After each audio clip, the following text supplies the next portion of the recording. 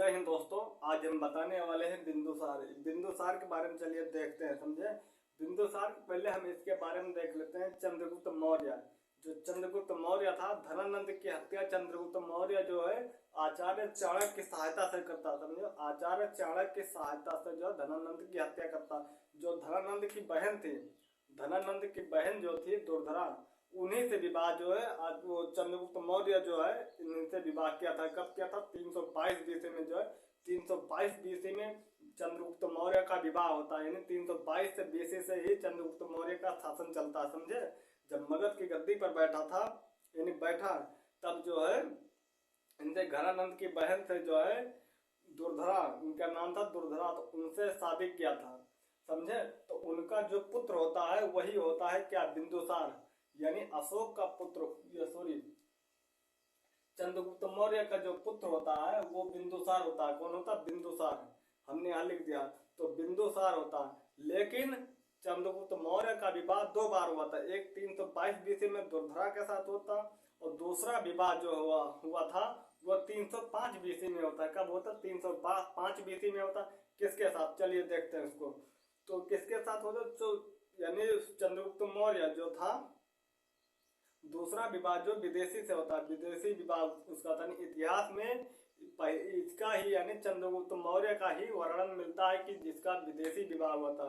यानी सिकंदर का जो नौसेनापति था, नौसेनापति, उसके साथ ही उस जो नौसेनापति था सेल्यूकस निकेटर था, यानी सिकंदर का जो नौसेनापति था सेल्यूकस निकेटर, जो उसकी पुत्री थी, सेल्यूकस निकेटर की जो पुत्री थी कार्नेलिया, कार्नेलिया का विवाह ही चंद्रगुप्त मौर्य के साथ हुआ था। कब हुआ था?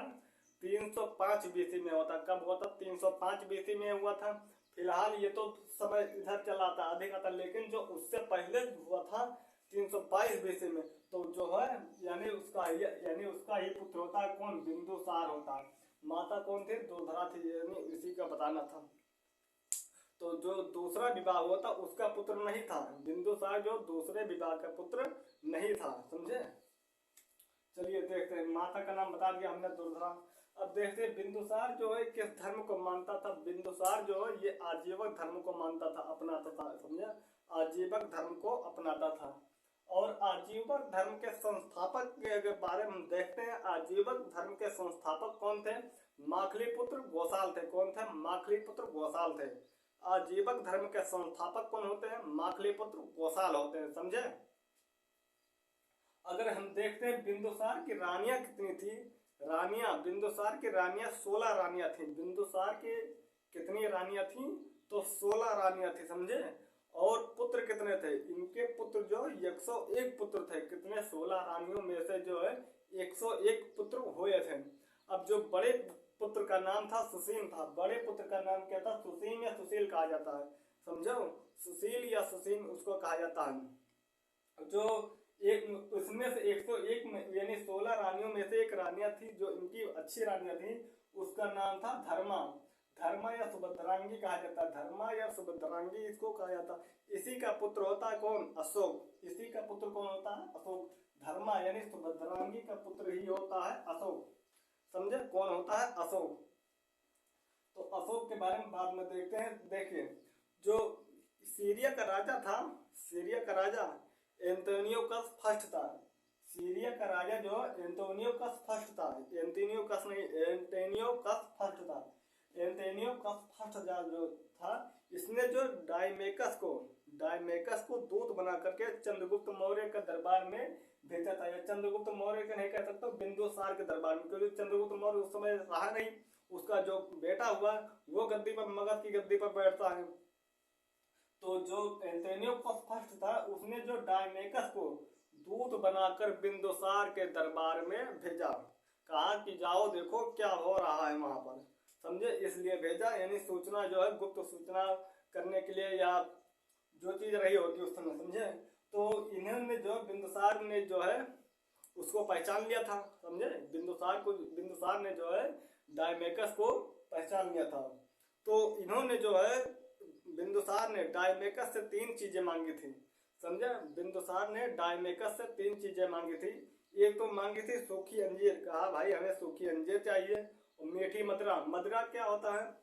मदिरा जो होता है ये शराब से बनाई जाती है, अंगूर से बनाई जाती है, अंगूर से जो बनती है वही मीठी मदिरा बनता है, समझे? शराब, अंगूर से शराब बनाई जाती है, शराब से फिर मदिरा बनाई जाती है, मदिरा, समझे? और दूसरा दूसरा यानी वो मदिरा था, पहला सूखी अंजीर, दूसरा मदिरा, तीसरा जो दार्शनिक मांगे थे। तो दार्शनिक को छोड़कर बाकी चीजें जो अंजीर थी और मदिरा, इन दोनों चीजों को यानी डायमेकस ने भिजवाया था, या डायमेकस नहीं, कैसे डायमेकस ने लाया था बाद में। तो एंटोनियो ने जो है इसको दो चीजें को भिजवाई, और इसको दार्शनिक को क्यों नहीं भिजवाई? इन्होंने कहा कि हमारे दरबार में या हमारे यहाँ दार्शनिक को भेजा नहीं जाता है, न मापा जाता है, न तोला जाता है, न खरीदा जाता है, समझे? तो बात यह थी, दार्शनिक को उनके वहां खरीदा या बेचा, मापा तोला नहीं जाता, समझे? बात ये रही है। अब उसके बारे में अगर हम इनके प्रशासन के बारे में बात करते हैं, यानी बिंदुसार के प्रशासन के बारे में, समय देख लीजिए, समय कितना है इनका? समय जो लगभग कह सकते हैं, अगर ये शासन जो 20 वर्षों तक चलते हैं, समझो 20 वर्षों तक शासन इनका चलता है। कब से कब तक चलता है? देखिए 98 से 78 तक चलता है, समझे? इनका 298 से 278 बीसी तक। बीसी का अर्थ था बिफोर क्राइस्ट। बिफोर क्राइस्ट का अर्थ होता है कि ईसा मसीह के जन्म के इतने साल पहले, समझो? ईसा मसीह के जन्म के इतने साल पहले। तो इसको हिंदी में कहा जाता ईसा पूर्व, बीसी को हिंदी में कहा जाता ईसा पूर्व कहा जाता, समझे? अब देखिए इनके प्रशासनिक घटनाएं के बारे में अगर मैं बात करता हूँ, जो प्रशासनिक घटनाएं हुई थी जो प्रशासनिक घटनाएं, इन्होंने जो घटनाएं यही मेन दो होती हैं, जो तक्षशिला में दो विद्रोह होता है, समझे? तक्षशिला में उस समय जो बहुत तगड़ा से विद्रोह होता है। उस समय अवंतिका का राज्यपाल जो है ये कौन था? अशोक था, यानी अवंतिका का राज्यपाल। ये इसको जो है बिंदुसार ने अवंतिका का राज्यपाल नियुक्त कर दिया। ऐसा है कि तुम जाओ वहाँ राज्यपाल बन जाओ, तुमको मैं राज्यपाल का पद देता हूँ। तो इनको जो अवंतिका का, जो अशोक को अवंतिका का राज्यपाल बनाया गया था।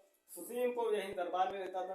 पहली बार जब युद्ध हुआ था तक्षशिला में, तो सुसीम को भेजा गया, समझे? सुसीम को भेजा गया, तो सुसीम जो है युद्ध को शांत नहीं करा पाया, समझे? सुसीम जो था वो युद्ध को शांत नहीं करा पाया, और फिर ये सुसीम जो है वापस लौट के चला आया अपने दरबार में।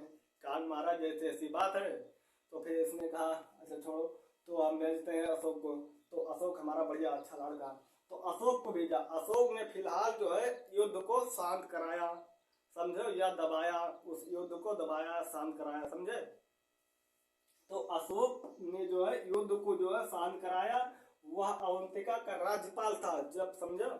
वह अवंतिका का राज्यपाल। अशोक कहाँ का अवंतिका का राज्यपाल था? तो वो अशोक कहाँ का राज्यपाल था? अशोक जो है अवंतिका का राज्यपाल था जब उन्होंने तक्षशिला विद्रोह जो हुआ था, यानी तक्षशिला में जो विद्रोह हुआ था उस विद्रोह को शांत कराया। तब उसके बाद जो है उसको भी जो है तक्षशिला का राज्यपाल नियुक्त कर दिया गया, समझे? अब तक्षशिला का राज्यपाल भी हो गए, यानी एक व्यक्ति जो है 2 राज्यों का राज्यपाल हो गया, 2 राज्यों का राज्यपाल हो गया। अब देखिए जो यूनानी विद्वान कुछ लोग कहते हैं, यूनानी विद्वान एक थे, उन्होंने कहा बिंदुसार को कहा कि आमित्र घात है, यानी आमित्र घात है। आमित्र घात बताया, आमित्र चेष्टा, ये आमित्र घात या आमित्र चेष्टा, शत्रु को न चाहने वाला, यानी शत्रु को विनाश करने वाला। आमित्र घात क्या आता है? शत्रु को विनाश करने वाला। अब चंद्रगुप्त मौर्य को जो है, चंद्रगुप्त मौर्य को सेंड्रोकोटस कहा गया, समझो? सेंड्रोकोटस कहा गया। किसने? इन्हीं यूनानी विद्वान ने ही इनको कहा है। यूनानी विद्वान ने ही चंद्रगुप्त मौर्य को सेंड्रोकोटस कहा है, समझे? सेंड्रोकोटस को भगवान शिव कहा गया है, समझे? भगवान सेंड्रोकोटस को इन्होंने कहा भगवान शिव को माना जाता, समझे? ये लोग भगवान शिव को मानते हैं, सेंड्रोकोटस। अब देखिए जो वायु पुराण में लिखा है, वायु पुराण में मिलता है कि बिंदुसार ने जो है सिंहासन या वारिसार, भद्रसार, वारिसार इसी को भद्रसार कहा जाता है। वारिसार या मिल जाएगा या भद्रसार, दोनों में से एक शब्द मिलेगा, दोनों नहीं मिलेगा। वारिसार या भद्रसार कहा गया है इसको, समझे। वायु प्रश्न इस प्रकार पूछेगा, वायु पुराण में बिंदुसार को क्या कहा गया है? वायु पुराण में बिंदुसार को क्या कहा गया है?